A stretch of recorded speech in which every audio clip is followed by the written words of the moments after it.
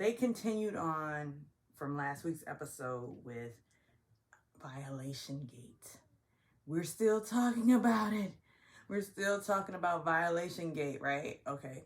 So, it opens up, after Sutton said, jealous of your ugly pants, whatever. So, all the ladies are rallying around Sutton because she's having a moment, a breakdown moment, as Sutton tends to do. She breaks down because Crystal isn't being nice.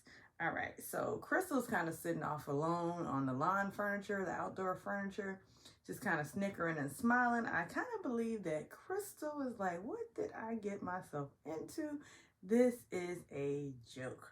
Because it is a joke, but hey, we're going to roll with it because we watch it for entertainment and we watch it so we can laugh about it the next day. Like right now, we're laughing together, right? All right, so they all come back over where Crystal's sitting because Sutton's like, what do I need to get a drink in here? I'm like, Sutton, you had a whole bottle in your hand last episode. You were behind the bar about to serve up some drinks. So you know what you can do to get a drink in here. Anyhow, so Sutton's still noticeably upset, as Sutton always is. And Crystal says, did I do something to trigger you? And Sutton says, just your presence. And like, come on now. She said, and this is an unpopular opinion, because I know a lot of people in the comments, they don't like Crystal. They think she's cold. They think she's mean-spirited. I think what she is, and forgive me for bringing race into it, but she is the anti what white women expect of other people, how they expect other people to treat them. Crystal is not backing down, and that's what I like about her. Listen, she used the word violate, and Sutton came in her room unannounced, which was a violation to Crystal.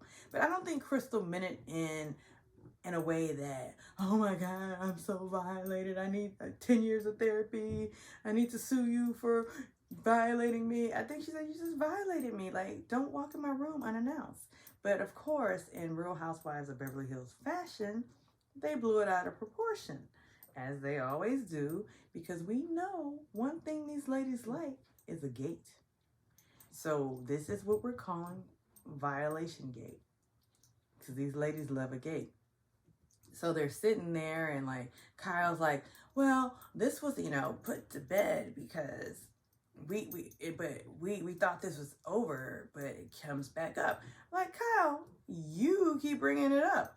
You're the one that went to Sutton again and said, what's wrong? You noticed that something was wrong, and you brought it up. You opened Pandora's box. You opened it back up, Kyle, and you've done it before. That's what you do, Kyle. You love the gates. Kyle loves the gates. So then Crystal's like, listen, I'm not backing down, period. You violated me. That's the definition of the word. I used it correctly. You guys are tripping. She didn't say it. This is my sentiments, my synopsis of what Crystal said, okay? She didn't say those exact words. And so I'm not backing down, period. And I think what the thing is, she called out Sutton for what she is, and Sutton didn't like that. She said, you are awkward and inappropriate. Now, I think she went too far by saying inappropriate, but one thing Sutton is awkward. She is awkward, and she socializes differently than Crystal, and she's one of those people that when she's not welcome with open arms and people are warm to her, then you're being mean. Why are you so mean to me? Maybe, lady, just give me some space. Like, I don't warm up like you. And you can tell that Crystal's someone who's slow to warm up, because I tend to be slow to warm up. It depends on the day. Some days I'm like, in your face. Anyhow, so Crystal isn't backing down, period. And she said that she gave an unapologetic apology. And, Garcelle's like, girl, even if you're right, just make her feel good. Basically, like, no.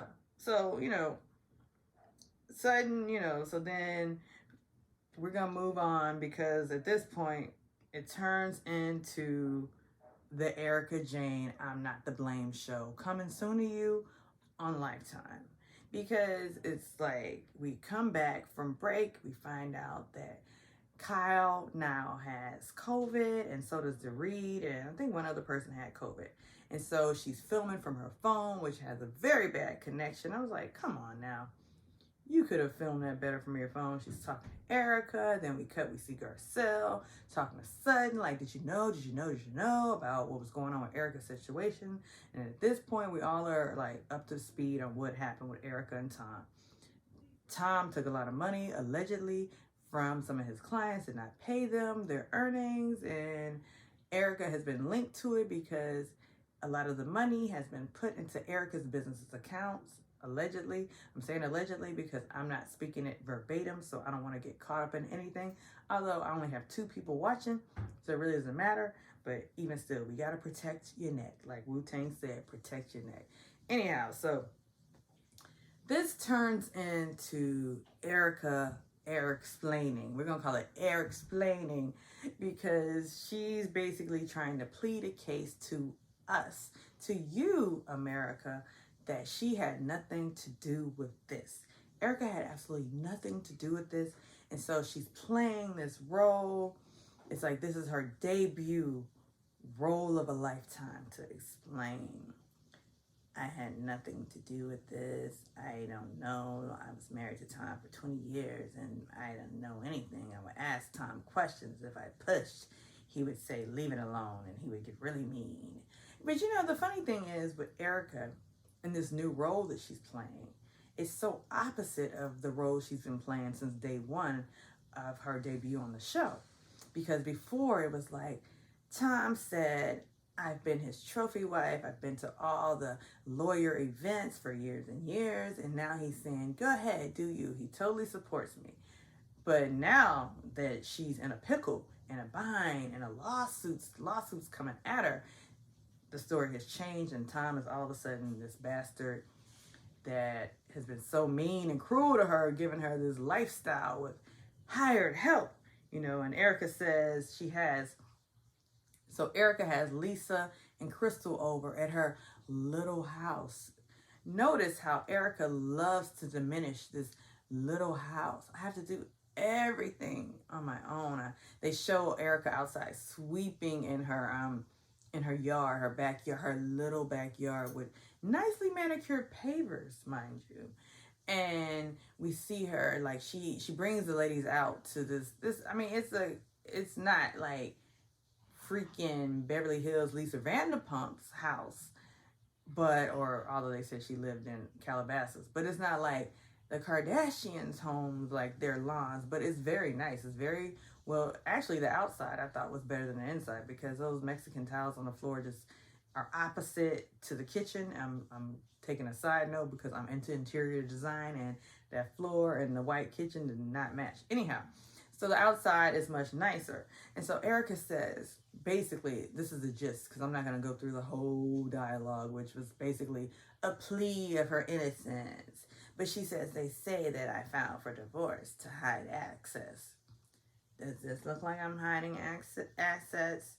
No, Erika, it doesn't look like you're hiding assets because you're hiding assets. If you're hiding assets, you're not supposed to be looking like you're living over the top, Erika. Like, come on, we're not stupid, all right? Okay, some of us are stupid because some of us jump in the comments saying stupid things, and some of us really believe this speech. So, like, this goes on and on throughout the show, and I feel like Erika is playing this role all wrong. Erika it's as if Erika had an acting coach to coach her through this, yet she did not have a director to guide her through the scenes, because a director would have said, hey, Erika, go into that deepest place of pain, and that's what we want you to feel when you're delivering these lines of how Tom mistreated you, because we're not seeing it on your face. What we're seeing is a stoic face. Like, Tom did not, when I got into Chicago, Tom was like, what do you think you are? Who do you think you are? Now, she should have been like, when I got into Chicago, Tom was like, who do you think you are? And that was insulting. But no, Erika played it straight. Erika needed a director in front of her saying, Erika, let's take your voice down a little bit lower. Let's bring it up high. Let's show some expression in the face, Erika. But no, she didn't. So then we cut back. We have a break from the Erika show to a commercial break to Kyle talking about how she was worried about Portia because Portia is so comfortable being at home, not being out there in the COVID streets, in school, socializing. So that worries her. Like most parents are worried that their kids can't go anywhere. I'm married because my Portia wants to stay at home and she wants these long nails. And Portia's like, because I'm a queen, you know. So Kyle's worried about that. But Kyle, one thing Kyle's going to do is worry. Kyle is the worryingest person on this planet. And Kathy was like, you know, what do we do? You know, so then they talk about Erika a little bit more. And Kathy says something out of nowhere. Well, we all have a hand to play. And Kyle was like, Kathy, you're so stupid. Anyhow, so then, you know, we come back and, you know, Erika is now crying again, talking about time, blah, blah, blah, blah, blah, blah. So then we cut to a scene, something we've never really seen. It's Sutton's daughter. I can't remember her name. It's something like Dayton or something like that. It's something that's not a typical name for a girl at that. It's probably a last name. Anyhow, so she's really sweet. She looks very sweet and innocent. She has almost an angelic quality about her. And we find out because Sutton has designed it that way. Sutton is like, I want my kids to be kids. I don't want them going on dates. I don't want them getting lip injections. And that was shade. You know that was shade at Lisa Rinna. And so Lisa Rinna comes over and she's like, oh my God, you're so beautiful. Was your mom strict? Yeah, she was pretty strict. I was strict because I don't want a lot of boys coming up here messing with my daughter, making her a thought like your daughter's, Lisa. Sutton didn't say that, but that was the sentiment. Because Lisa's like, oh, we have to connect you to Delilah and whatever the other one's name was, Delilah and Amelia. Delilah and Amelia. And Sutton's like, not going to be able to do it. Not going to happen. You're not getting my daughter to be dating somebody 25 years older than her. They're not going to be all up on the internet fighting with lip injections and looking crazy. Her daughter's innocent, and she's going to be in college in a sorority. She's wearing her sweater. Leave it that way.